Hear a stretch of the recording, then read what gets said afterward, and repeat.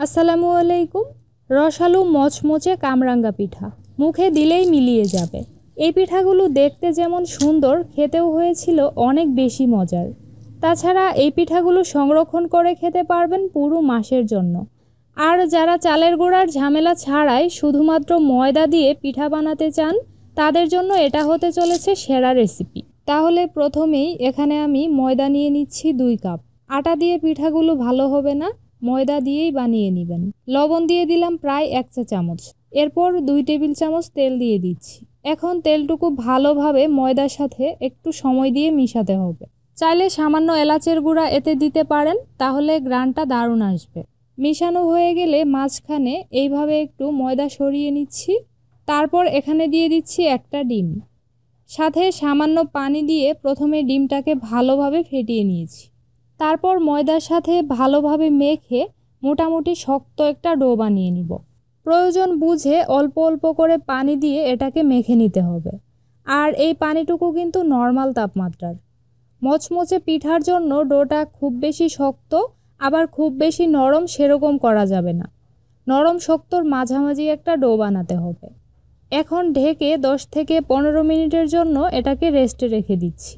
তো 15 মিনিট পর ডোটা এখন এরকম হয়ে গেছে। এবার এটাকে আবারও একটু মেখে আমি বেলার সুবিধার জন্য 2 ভাগে ভাগ করে নিয়েছি। তারপর সামান্য কর্নফ্লাওয়ার দিয়ে বড় একটা রুটি বানাতে হবে। কর্নফ্লাওয়ার দিয়ে বেলে নিলে পিঠাগুলো বেশি ভালো হবে, তবে এর বদলে ময়দা দিয়েও বেলে নেওয়া যাবে। এখন এই রুটির উপরে আবারও সামান্য কর্নফ্লাওয়ার লাগিয়ে নিয়েছি। তারপর 4 কোণ পরোটার মতো একটা ভাঁজ দিয়ে নিচ্ছি। এবার এটাকে আবারও ঢেকে 10 মিনিটের জন্য এভাবেই রেখে দিব। এই ফাঁকে শিরার জন্য এখানে দিয়ে দিচ্ছি 1/2 কাপ চিনি, সেই সাথে 1 কাপ দিয়ে দিচ্ছি পানি। আর সুন্দর গ্রানের জন্য 3টা এলাচ মুখের দিকটা ফাটিয়ে দিয়ে দিচ্ছি।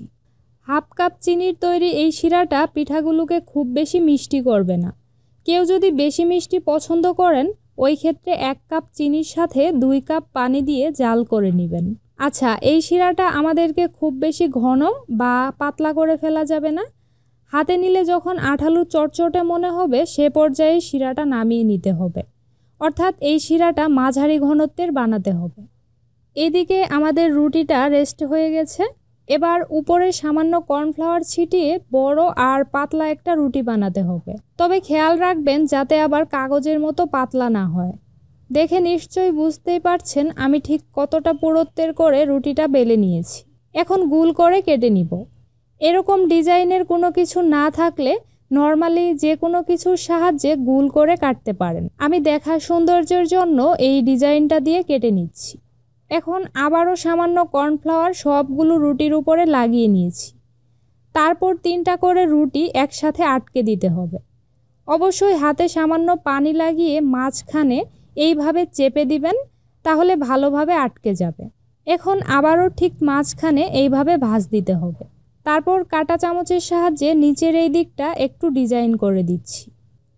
পিঠাগুলো যাতে তেলে ভাজার সময় খুলে না যায়, সেজন্য এইভাবে করে টুথপিক দিয়ে আটকে দিতে হবে। এখন পিঠাগুলো ভাজার জন্য চুলায় মাঝারি আঁচে তেল গরম করে একে একে পিঠাগুলো দিয়ে দিচ্ছি।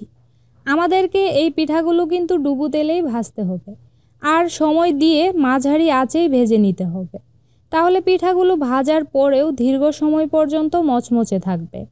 পিঠাগুলোর উপরে চামচ দিয়ে এইভাবে তেল ছিটিয়ে দিচ্ছি, তাহলে ভাঁজগুলো ভালোভাবে আলাদা হয়ে যাবে।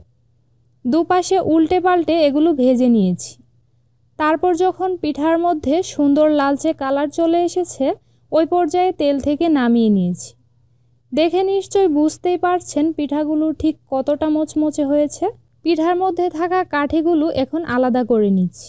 কম আঁচে একটু সময় দিয়ে ভাজলে পিঠাগুলো খেতে অনেক বেশি মজার হবে। এখন যদি পিঠাগুলো আপনি সংরক্ষণ করতে চান, তাহলে এই পর্যায়ে পুরোপুরি ঠান্ডা করে ঢাকনাযুক্ত বাটিতে ভরে রেখে দিতে হবে। শুধু খাওয়ার সময় শিরায় ডুবিয়ে খেয়ে নেবেন, তাহলেই হবে। তো এবার একে একে শিরার মধ্যে ডুবিয়ে নিব। শিরাটা এখন একদম নর্মাল তাপমাত্রায় আছে। বেশিক্ষণ শিরায় রাখা যাবে না। পিঠার সব দিকে শিরা লাগানো হয়ে গেলেই সাথে সাথেই তুলে নিতে হবে। রসালো মচমচে এই পিঠাগুলো মুখে দিলেই মিলিয়ে যাবে। দেখতে যেমন সুন্দর, খেতেও হয়েছে ভীষণ মজার। বিকেলের নাস্তায় কিংবা অতিথি আপ্যায়নে এখন থেকে আপনিও চাইলেই কিন্তু এই পিঠাগুলো খুব সহজেই বানিয়ে নিতে পারবেন। আজ তাহলে এখানেই বিদায় নিচ্ছি। আল্লাহ হাফেজ।